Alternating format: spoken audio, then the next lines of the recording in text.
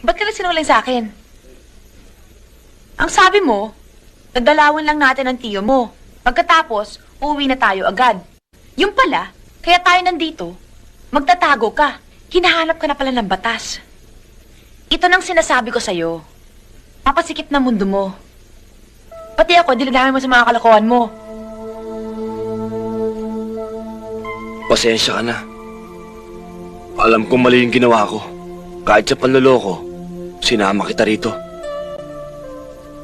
Ayoko mapalayo sa'yo. Ihatid mo na nga ako sa may sakayan. Uuwi na ako mag-isa.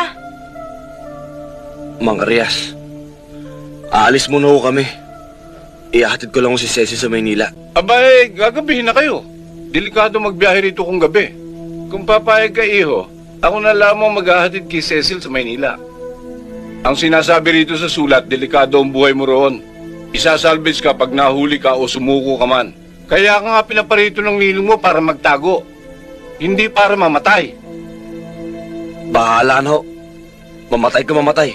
E di libing nila kung saan. Magpaalam ka na. Alis na tayo. Ano pa hinihintay mo? Tara na. Di na lang. Sasamahan na lang kita dito. Yabang nito. Nakukuha ka pala sa tingin eh.